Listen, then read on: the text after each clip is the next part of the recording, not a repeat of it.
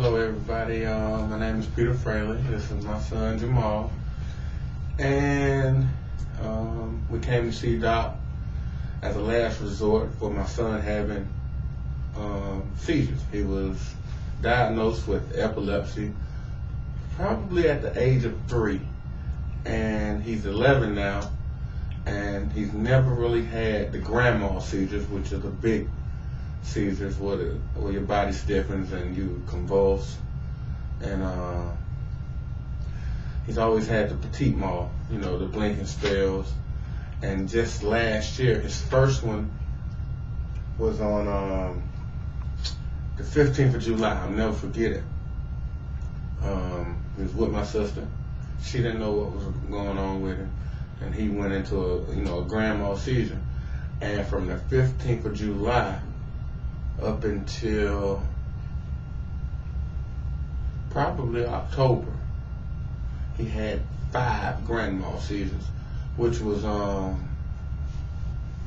they're very scary, whether it's a child or an adult. And a friend of mine that does work for one of his patients introduced me to him, and it's been 4 months now, and my son hasn't had a grand mal seizure or a petit mal seizure up until this point, until he was put in the hospital by his neurologist for observation to watch him have a grand mal seizure, and just to see could they pinpoint where it came from in his brain. But coming to Doc for 4 months, he's adjusted Jamal, and he might have had the blinking spells again, and no grand mals, and compared to 8 years of not knowing or having to watch my son take a shower, watch him on the playground, worry about him at school, compared to 4 months of him doing whatever he wanted to do that he's doing now, you can't beat it. Doc has helped us a whole lot, and we're gonna continue to come to him until my son is seizure free. But he's been a godsend to us, and that's what he is in my phone. When he calls me, godsend comes up, and they even asked me, they even said something to me about doing surgery in Jamal's brain, and I just no, I just don't think kids should be cut on, not in the head. And when I read his pamphlet, one of the little girl, what made me bring Jamal to Mr. Langley, one of the little girls he dealt with, he met her when she was 8. She's 20 now. As a matter of fact, she went to the same school that I coach high school football at, and she's about to graduate from college. She's driving. She's living a normal life, all off adjustments.